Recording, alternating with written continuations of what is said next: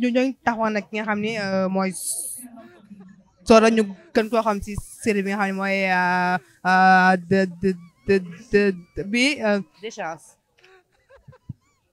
la. waaw mais da nga bàyyi ni man neegal. Ah ok d'accord. Voilà si série bi nga xam ne mooy du science Soda ñu gis fii bi biir takku saanu Babel an lan nañu mën a wax si Babel. Bon Babel vraiment man dama koy seetaan dama koy topp parce que cette série bu originale la et puis ça fait oublier les choses boo wàccee nga toog nga seetaan Babel ça te fait penser à autre chose donc vraiment man kontaan naa ci surtout ci événement bi ni ñu ko defee nii c'est super donc kontaan naa ci waa Marodi vraiment. li si nekkul yow li nga nekk bi biir Marodi moo waaw parce que li ma nekk ci biir Marodi moo tax ma gën a kontaan ci ñoom. ñu gis nga nekk si biir série bi nga xam ne mooy séance nga incarné fa boobu si kër doom bàyyi liggéey ma liggéey nga incarné fa rôle bu am solo tey rôle boobu tey ana naka tey moom moo koy sentir tey. Bon rôle Soda bi vraiment kontaan naa ci ni ma ci joué vraiment parce que bon Soda ak Janine man sama tour dëggantaan Janine la et Soda et Janine c'est deux personnes réellement qui sont différentes donc man am naa ci mbégte loolu jouer style rôle bu mel nii parce que c'est l'opposé de man daal donc pour man challenge la woon donc vraiment kontaan naa ci rôle bi. léegi yow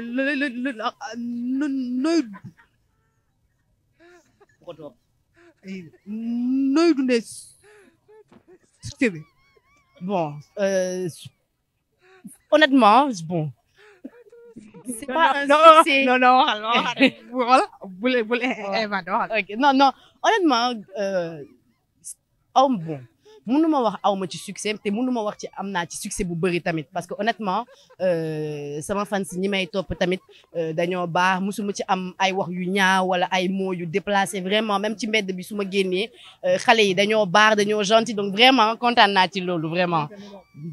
ñun tamit am nañ contentement. merci jërëjëf merci beaucoup à bientôt.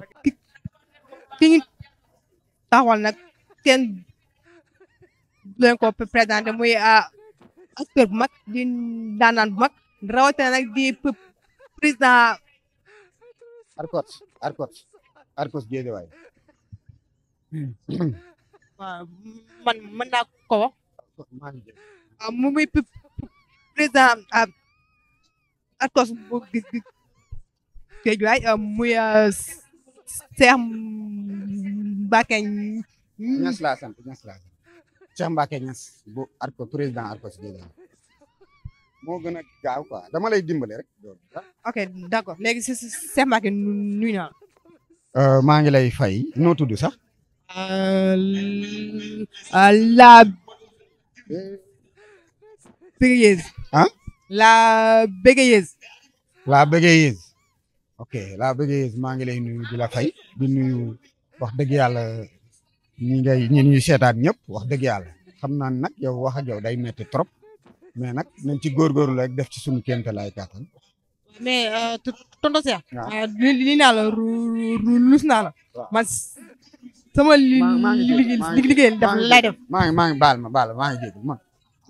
ñu gis la fii biir takku saanu Babel léegi tey ana lan mooy sa taxawaay fii. waaw c'est normal nag bu ñu ñëwee fii dañ fee war a ñëw ndax waa Marodi yaakaar naa ne lu waaye gàtt dégg-dégg xam nga ni collaboration diggante moom ak Arcos Guédiawaye ndax tout récemment la ñu am benn projet de réception sunu salle bi nga xam ni amoon na ay problème waroon soxlawaat ñu retaillé waat ko peintiraat ko defaraat ko wax dëgg yàlla bi ñu leen sollicité ñoom waa Marodi dañoo ñëw ànd ak seen ay partenaires indi seen ay peinture ñëw amal fa journée yëpp génn xaalis takku jox fay ñu réceptionné waale salle bi ba pare lu ñuy def gis nañ ñu dinañ ci cëral waa Guédiawaye tout récemment gis ngeen Tafa Ngom muy sunu grand di doyen nga xam ni moom yaakaar naa ni moom mooy ancien président moom mooy président bi njëkk a taxaw Arcos Guédiawaye donc moom moo nekk père de famille Babel donc loolu rek jaadu na ñu ñëw fi waxantuma la ak relation yi mu am ay Fodé ñeneen ak ñeneen donc loolu rek lu jaadu la ba tax ñu war a teew ci d'accord anal lan la ñuy wax si Babel série Babel parce que tey ñëpp tey ñu ngi koy seetaan dañuy toog sa di xaar heure bi jot añ tal ban secret la Babel am ba ni ñu tey topp Babel. waaw xam nga nag ñun dañoo am affaire yoo xam ne daf ñoo jege maa ngi nuyu au passage ñooñu yëpp képp kuy bala mañ sa maa ngi lay nuyu di la sargal ndax genre série yu mel nii ñu jagaleel ko askan yaakaar naa ak lépp luñ ci wax rek gisoo benn yoon benn ñeeñu génn ñaawul ko wala mu génn mu am beneen taxawaay boo xam ni série Babel def na ko wala am beneen caricature boo xam ni ñoom caricature nañ ko te loolu je pense que c'est très important parce que dëkk yu yëngu rek aw askan na ko yëngu bari na dëkk yu nekk suñu ginnaaw tàkk askan yu mel nii moo ko taal mais gis nañu ligne de jeu ak respect bi nga xam ni waa Babel am nañ ko ci ñeeño yi am nañ ko ci yeneen xeet yi nga xam ne yu dul ñeeño yi ci mbind mi ci texte yi ci valeur bi nga xam ni acteurs yi ñu ngi koy valoriser ñeeño yi te loolu c'est important wax dëgg yàlla kon nag bon ñoom ñëpp ñu ngi leen di féliciter à travers Tafa Ngom mais di féliciter waa Mburodi yëpp jaarale ci ko ci Mass Adja ak équipe technique bi yëpp vraiment ñu ngi leen di féliciter yow di la jaajëfal baax parce que gis naa effort bu metti bi ngay def wax dëgg yàlla effort bu metti ngay def mais nag mi ngi nice noonu la góorgóorlu di courage yàlla baax. sonn na trop parce que wax ji ci lii laa doon bañal comme expliqué naa la na rek noppal naa la bul fi nekkaat di def discours da ngay gën a sonn. kon merci jërëjëf. No.